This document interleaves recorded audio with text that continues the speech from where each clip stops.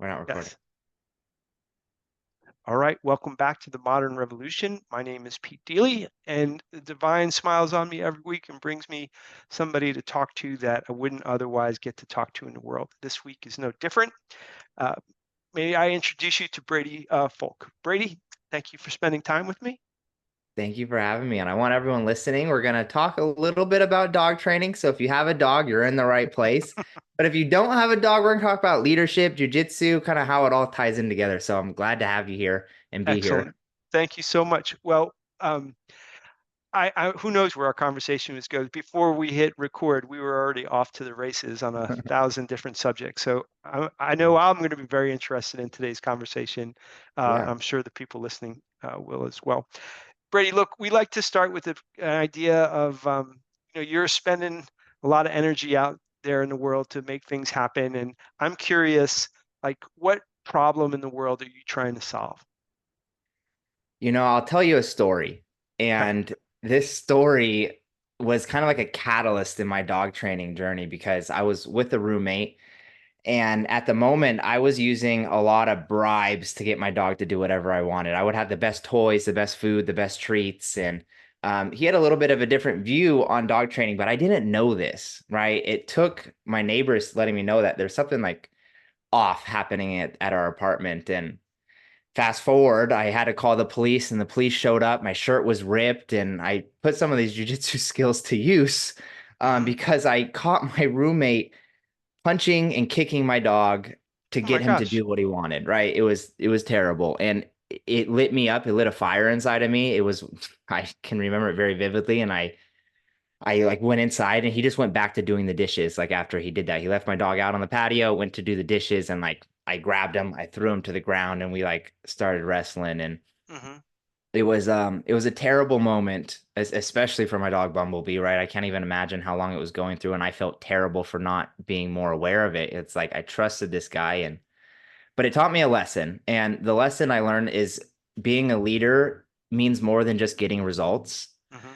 And there's three different ways I believe you can lead. You can lead with intimidation, you can lead with bribes, and you can lead with inspiration. Hmm. And all three of them work in their own way, but all three of them come with consequences. And so the big problem that I strive to solve is how do I want to be remembered? How do I want my dog to remember me? And one thing I like to just remind people of is when you get furious, get curious That's because interesting, right? yeah, because it's your dog will remember these things. And growing up, I'm the oldest of six, and sometimes it felt like I had to walk on eggshells. One of the Okay. reasons why I learned jujitsu is to like protect myself and to make sure like I no one could like do anything to me. There couldn't be any abuse done to me. And I taught all my siblings how to train in jujitsu too. Hmm. And so for me, it's bigger than just dog training. It's like, how do you communicate elegantly, effectively, and feel good about yourself, right? And like be Right. seen as good by the people you're leading. So it sounds to me a very high level of awareness of your effect on other people in the world, and so much so that you're really trying to create a certain dynamic between you and other people as a leader, and that extends not just to people but to animals, to the dogs that you work with, and presumably between the dogs that you work with and maybe their owners as well. So, there's a lot of synergy that it seems like you're trying to create between the behavior of a person and how that behavior then is reflected in the behavior of their pet, right? I mean, and then that comes back to you that if you can shape those things properly or in a way that brings joy and makes the world, a better place, then you're fulfilled because that's what you're looking to do. I mean, is that a fair paraphrase of what you just said to me, or how might I get it better? No, that you nailed it. It's great. It's one of those things where I have a lot of leverage on people with their dogs, and people care about their dogs a lot. Right. And sometimes there's frustration by like, how do I get them to go potty outside? Like, how do I get them to stop barking in their crate? How do I get them to stop jumping on me or just coming when called? And sometimes when people get frustrated, we use physical force, or we try to use bribes. And I like to ask people, like, do you remember the leaders or the people who intimidated and bribed you? right, right, right. right? Most of the time, we're still not following them. It's the Sure. leaders that inspired us, and we can remember their voice and their face and how they made us feel. And we're like, and I've done hard things, right? Like build a firewalk for Tony Robbins, and we'll be working 20-hour days. I love it though. Like I'll be Hmm. training my dogs for a long time, but it's it's from an inspired place. Hmm. When you were forming your ideas about what does it mean to be inspired or experiencing inspiring leadership, who were the people that you look to that you're like, that's an example of what I want to be like? What were your models? It's a great question. Some of the first people I looked to was like Orion Holiday, Hmm. some stoicism, some Tony Robbins, and then the dog trainer I learned from is Susan Garrett. Okay. And these people kind of just opened up a new pathway because like growing up, I'm the oldest of six, so I used a lot of intimidation at first. Like Hmm. my siblings told me a story that they weren't doing what I said, and so I took their crayons and I put them in a pot and melted them, and I was like, I did that. I like deleted that out of my memory. Like that's terrible. It's not consistent with the what you're looking to leave behind, huh? Uh-huh. And then I went to bribing and I was just like, okay, well, like I don't like how that made me feel. I don't like hearing these stories and so then I just try to bribe people to do what I want and then the dog wants more treats, the person wants more money and so it's like a Hmm. never-ending cycle. So it's like there's got to be another way. Um, so when you talk about the people that inspired you, they were doing different things. They're not like you didn't pick three people from one discipline. These people, what was common between those three? I mean, talk about Tony Robbins and Ryan Holiday and then Susan Garrett. I mean, what might be common to the three that wouldn't be obvious to everybody that you picked up on that you wanted to also integrate to your own person? Yeah. As you were saying this, the thing that popped in my mind is they've kind of mastered the Okay, gap between stimulus and response. that's interesting. Right. And so as you increase this gap, you have just more options available to you. When something triggers you and you get anger or sadness or even excitement, you're able to have this space where you can process the information before you have a reaction to it. And Yeah. in dog training, that's really important because we want the dogs to think for themselves. I don't want to be managing their behaviors all the time.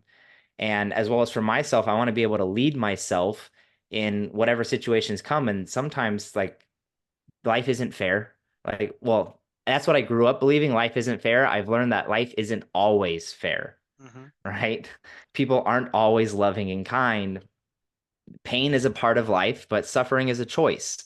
Hmm. So, believing some of these things or some of these things I learned from these teachers, right, just allows me to see things and just take a breath and have options. And options are really important. If you don't have three options, you don't really have a choice.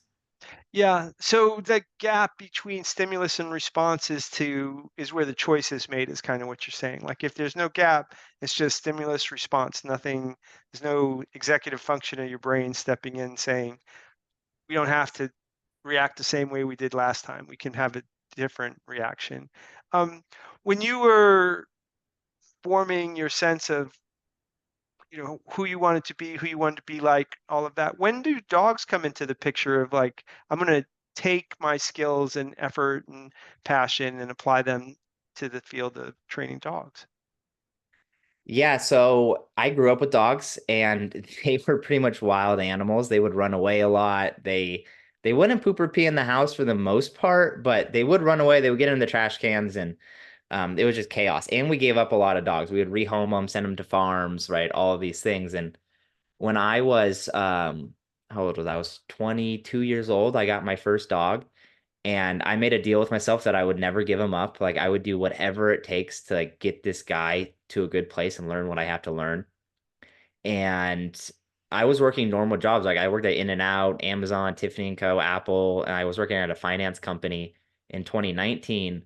And I had my dog for he was like a year and a half. Yeah, he was like a year and a half. And I had learned a lot at this point, like crate training, coming when called, and how to do some tricks. And so I was just helping friends and family out. And I remember it was my birthday And my birthday was on a Saturday, and the company I was at, they like didn't wish me happy birthday. But on Monday, they called me in the office. I was like, oh, they remembered, they found out. Hmm. And then I sat down and then they laid me off. And Oh my gosh, yeah.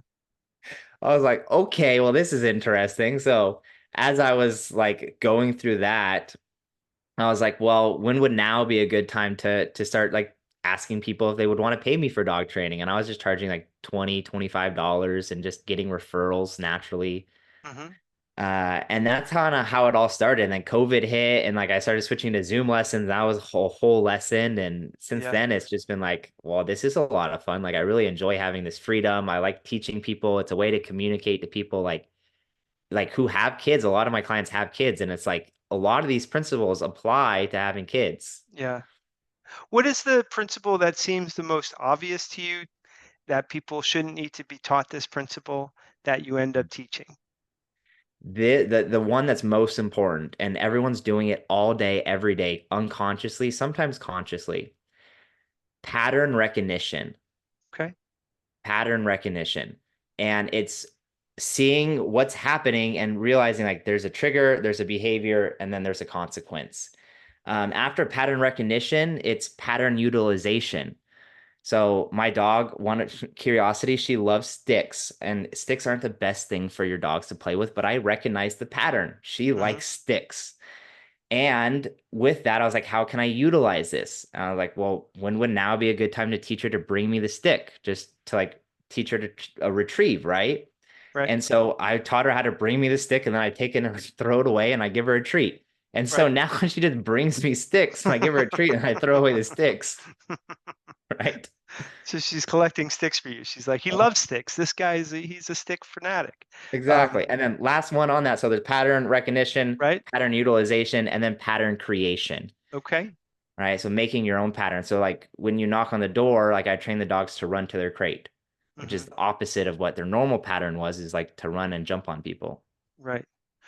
Did you have a story that somebody was certain that the dog was not trainable, and this was like their last resort? They're like, "This, I'm going to try this, but you're probably not going to be able to do anything with this animal, but let's give it a shot." And then the person was so surprised at the outcome. You have any stories like that? So many, like every Yeah. single client. And I want people to know as they're listening right now, the stories you tell are very important. Whether you think you can or you think you can't, you're right. Okay. Yeah. Right. So Right. Very good. Very good. So yeah, I worked with someone just recently and we were working on crate training and she wants to be able to fly with her dog and her dog kind of gets some anxiety in the crate. Sure. Um, and she's tried other trainers. She told me a story of how they tried just putting her like in a closet to get her to stop barking. She's like, she has to stop eventually. And she's like, no, she barked for like 3 hours straight. And then finally we just let her out. Right. And like I work with her and her daughter because they both got dogs. And like her daughter's like, you're never gonna be able to crate train her. Like it's impossible. Right. Um, and sure enough, when you play games and you show them and you're aware of like this value, I look at value like kind of like a scale. And when you can influence that scale and show them like great things happen. Like I like playing hide and seek out of the crate. So like I open the door, they wait in the crate, and then I'll go hide. But in order to do that, they have to be able to wait in their crate. So I got to build a lot of value and really make them enjoy waiting in their crate. And then as we play hide and seek, it makes them love their crate even more because they're waiting to play this game. And then I call them to me, we celebrate, and then I give them the treat after they run back in their crate. So they come and find me, and then they run back into their crate, and then I give them a treat, and then we get to play again. And they're like, all I gotta do to play this game again is go in the crate. This is great. Right. And so as I like leverage the crate and like this is our starting point, like start lines are really important. And like I Hmm. played a lot of sports, and there's specific places you got to line up for things to happen. And as you line up for kickoff in a soccer game, like the game starts, and that's like a Yeah. lot of fun. Yeah. Right. Right.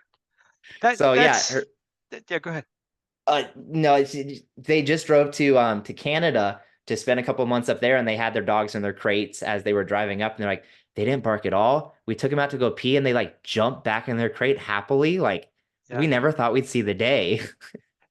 It's interesting because listening to you speak, it reminds me of there are these things in the world that are binary, right? Like, um, meaning this, like technology properly. The Isaac Asimov quote, right? That you know, technology properly utilized or can seem like magic. Like I think if you know how to do what you know how to do, then it is a process. And if you don't, it's magic because those Mm, people come to you and they're like, this is not possible. Like, I'm glad for you to try, but you're going to fail here. And then it turns out that they just don't know what to do and you do. And that expertise that you bring to the picture, I just think about that in so many things. Like you said, that expression, whether you think you can or you can't, you're right. And a lot of those feelings, I think, is have you experienced what you just described? You didn't know how to do something, or you didn't think this thing could be done. Then someone led you, showed you the way. And now, hopefully, that's a metaphor for everything. Like, you know mm. what? You can learn to do lots and lots of things. Just the way you thought your dog couldn't like the crate, turns out you just don't know how to introduce your dog to the notion that the crate is a good place to be. Do you notice in your clients, the human portion of the duo or whatever, them changing as you were talking about habit creation, which is, I think, the highest part of what you said between pattern recognition and as you move up that scale, do you see them changing too? Or are they kind of, no, this is all about the dog? Yeah, they do end up changing because you have to, in Mm, order to continue this and to really have an impact. I can't be your guru. Like I can't be coming and taking your dog and doing board and trains and fixing things. Like I have to be a transformational leader and show you how to be your own dog trainer. right. And so problem solving is a really big one, and recognizing patterns and then understanding like how to manage patterns in the moment and then Hmm. how to train new behaviors. Or sometimes you just ignore things, right? Some people like they don't mind their dogs jumping on the couch, right? So Right. they just ignore it, right? But if Right. you do mind, you have to manage it, and then you got to train your dogs to like get off when you say off or to hop it up when you say hop it up. Right. So yeah, it is it's definitely learning for the parents too of the dogs because they got to learn how to apply these successfully. Right. I guess what I'm trying to suggest is, do you think, have you had stories of someone as they change their behavior relative to their dog, change their behavior relative to their job, to their spouse, to their children? Because I think you said it a little earlier, like many of the principles that might be applied to properly train a dog might also be useful principles for parenting, but they're probably also useful principles for being a good worker, being a creative artist, those type of things. So do you ever Yeah. see that transfer happen in your instruction? Yeah, most definitely. Like I emphasize a lot with the relationship with your dog or your partner or your daughter or son, whoever it may Hmm. be, that it's not about the dishes, it's not about your dog sitting, it's not about the crate, it's about how you guys work together to solve these things. And Right. that's been a huge lesson for me in many areas of my life. Hmm. And that's just like one of my clients said, Brady, every time I train with you, I learn something new, and it's not about dog training. And like Yes. I'm Right. constantly reading and like sharing things and like the healing powers of water. Like sometimes just changing the water you're drinking will have a huge effect on your dog and you, and people don't Interesting. know it. Yeah. Like most people are running around chronically dehydrated, and it's like you're not getting the right type of water. Yeah, it's fascinating, right? Where you don't necessarily know what is, where are all the pressures on you? I mean, people are, from a health and wellness perspective, I travel a fair amount and get off the plane in different parts of the country. People look different depending on Mm, where you are. I was in Orange County and I stepped off the plane in John Wayne Airport. I'm in this very, very wealthy zip code. I'm a few miles from the beach. People look slender and fit, and they're more likely to be on the higher end of the economic chain. And then I flew in and out of a bunch of small market airports in the middle of the country, and they don't look the same. And I don't think that the people are necessarily different, but the environments that they're in are different, and what's yeah. going in their body is different. I find that interesting, which to me creates. I mean, you have diabetes costs the country $400 billion a year, and that's a tragedy in terms of where the money could otherwise go. But Definitely. for me, it's a surrogate for the fact that I think most people don't realize how well they could feel, because I think many people are on that spectrum, headed, they're pre-diabetic, they may not know it. And I think it's because they're unaware of how their food is affecting them. Um, So when you Totally. talk about like pattern recognition, I think about that, how that would apply to someone's health, right? Like, can you see that you feel better on days that you slept better than otherwise? And did you see that you slept better because you ate differently on that day? Yeah. Those types of things. As somebody who's got like a wide range of interests, Uh-huh. how has this applied to your own learning? I mean, you're a reader. You seem like you're somebody who's interested in sort of constant learning. Um, do you feel like your introspection has become refined the more you've taught other people to pattern recognize, or is it easier to miss your stuff because you're always focused on helping other people?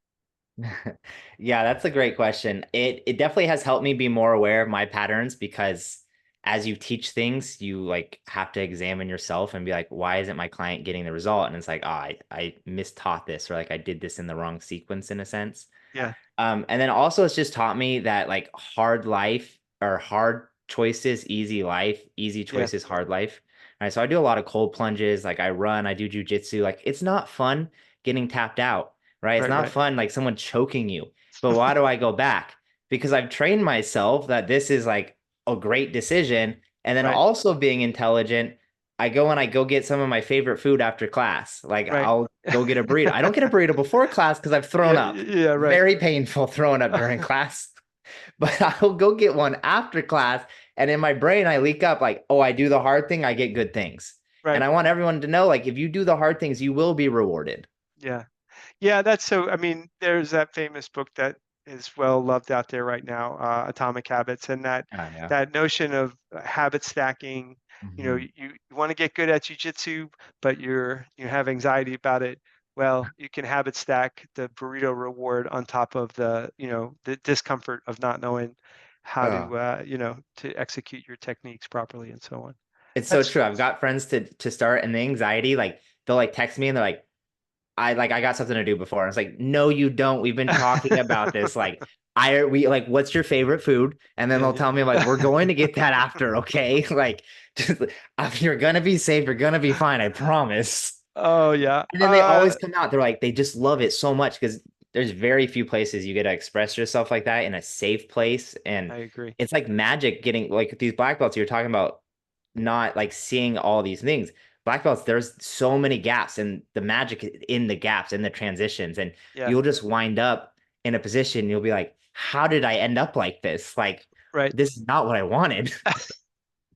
Yeah, Hickson Gracie, for those of you not jujitsu fans, is like one of the icons of the sport, and he has that term invisible jujitsu. And a lot of times, I think it's impossible to figure out intellectually, like how is this person feel so heavy? Like they're squashing me and they're 145 pounds. Like what is going on here? What is this magic? Well, we got to be careful because I can slip into jujitsu talk for a Yeah. very, very long time. But What time? on that point, just Yeah, like it's precision. It's like they know exactly where to put yes, that pressure. And in dog training, it's very similar. There's leverage nice. points, Hmm. right? And you can, when you understand, like for one of the dogs, right? I work with dogs who like to run away a lot sometimes. Hmm. And so this dog, we opened the door and it just like took off and ran outside. And I was like, well, what do you normally do? And they're like, oh, we just run around with it and chase it around. And I was like, oh, that's interesting, right? We need to Right. change this leverage point. So the dog ran outside and I was like, we shut the door, we stayed inside and we just started like, woo, having a party inside. And then the dog heard us and it like flipped around and it came to the door. It's like, what are you guys doing without me? Yeah, Right. And then we open the door and it takes off again. And then so we shut the door and we start partying again. So it's like poking these buttons in the right way. And by the third time, the dog was like, "No, I want to stay inside with you guys." And I was like, "Oh, that's different, right?" Now we just created a new pattern. yeah. Yeah, how fascinating, because the trust you got to have to allow someone to bring you into the land of what you don't know. I mean, Mm. you're used to chasing the dog, and on some level, you're like, I have to chase the dog because that's how I keep this dog safe.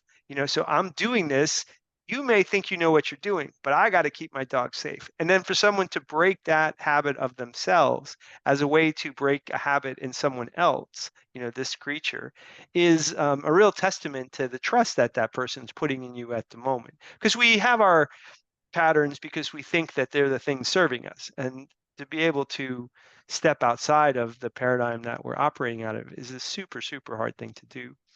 Yeah, Has sometimes it? it feels bad knowing that like you caused some of these problems and then like I'll link up pain and Yeah. pleasure, right? So I'll use both of them elegantly. And so it's like what happens if this yard isn't fenced, right? If Mhm. you're just like out at a park, your dog gets away from you, you go to chase them, they just learn to keep running away from you. Right. And so as you point these things out, then it's like, but luckily we're here now. And just by recognizing this and by making this call, now we have an opportunity to do something different. Yeah. And like doing this, you could potentially save your dog's life. Right. And Yeah. so, Fascinating. yeah, Um, was there ever a time where it didn't work, where despite all your skills and power, it you know, didn't work? there's been times where it's taken longer. Okay. Uh, and I believe that each problem or each I mean like these things problems, right? They're just obstacles, right? They're challenges. And some of them, like emotional problems, like reactivity or aggression, they take a longer. It's different than training a trick. Hmm. It's working through an emotional thing. So I tell people speaking on stage, speaking on podcast, I could learn a bunch of these skills, but if you put me in front of 100,000 people in front of a stadium, I'm probably gonna get really nervous and emotionally, I don't know if I would be able to perform like I am now. Right. That's an emotional thing. I already got the skills to do well, or like competition jujitsu is different than rolling in the gym, right? For sure. So emotional things you got to spend more time on and just building that muscle and doing it over and over again. And that sometimes takes the longest part. And yet, as you keep going through it, you will see the end, the light at the end of the tunnel as you Yeah. stay consistent. Yeah. So in a sense, just if you don't give up, that you end up getting there. All right. And on Uh, that too, right? If you notice yourself like getting stuck in the same point or like running in the same problem, like the definition of insanity is doing the same thing over and over and expecting a different result. So change your approach, change your approach, change your yes. approach, right? Like look at things from a different point of view and you will get like results. I'm not saying like if something's not working, keep doing it. Yeah. Like That's look yeah. at it. That's a wisdom question, right? Because it's hard to know sometimes, is this the right pattern and I need to work through being uncomfortable in the pattern, or is this the wrong thing and I need to get a new one? I think about that when you, like, if I've run a detox diet with people and they're 2 days in and they're sick, but they're eating good food. And they're like, why? How is it possible that this food is making me so sick? And I'm like, it's not this food. It's the food you've been eating, for the last however many years. And Yeah, the poisons are coming out of your body because your body has a chance to kind of like release them. And so I need you to keep going with me. And then that day, 5 and 6 and 7, they can't believe how clear their eyes are, that they're feeling better. And to me, like what you offer is some wisdom about where do we press through, where we're uncomfortable, keep going, and then where we might not change. And that's some things you can teach yourself, and then some things you need a teacher. exactly. And that's where I would tell you like find a teacher for those moments because there's people who try to lose weight in a myriad of ways and sometimes you get good results, but like the long-term effect isn't great. Yeah, And sometimes the short-term effects are like a detox, like not very pleasant. Like I did a parasite cleanse and like yeah, wasn't very pleasant, but like the long-term effects are. And it's like you learn these things from health coaches and other people. right. That's fascinating. Brady, Yeah. someone's maybe listening and they may want to like follow you, learn more about you, maybe even work with you along the way. Tell me, where do the people find you? Well, we're already wrapping up. We're having a lot of fun. I, Um, yeah, we you could can do find this me. again another time. Yeah. We can talk more about jujitsu on the jujitsu one. The the best place to find me is Instagram or my website, right? You can get a quote on my website and see some of the things I'm doing, other podcasts that I've been on. So my website is Okay. newdirectiondogtraining.com. And then my Instagram handle is N as in new, D as in direction, dog training. So ND dog training. And I have some videos. I'm teaching my littlest puppy. She's one. Her name is Curiosity, Hmm. the one who would find sticks. And like, remember, when you get furious, get curious. That's why I Right. named her Curiosity. It's a constant reminder. Yeah. But also, there was a goal that I've always wanted to teach a dog how to ride a skateboard since I was watching like Fantasy Factory with Rob Dyrdek, and his bulldog. And so I'm teaching her how to ride a skateboard. She's gotten quite good at it now. I need to post an update video on it. But yeah, I share that journey on there. I share podcast clips and just some of my tips and tricks about dog training. That's so awesome. Well, Brady, thank you for sharing everything you did with us. And, congratulations on having such a huge impact on people in the world and kind of helping us get to a better place altogether. Thank you. Thank you for having me. All right. So today's modern revolutionary, Brady Foulk, he's out there bringing all of his energy to the world to make it a better place and helping both, you know, parents of dogs and dogs themselves kind of move in a good direction. And so I hope you're inspired. I hope you learn more about them. But I also hope that bring your own story to the world and go follow your passions because the modern revolution needs us all.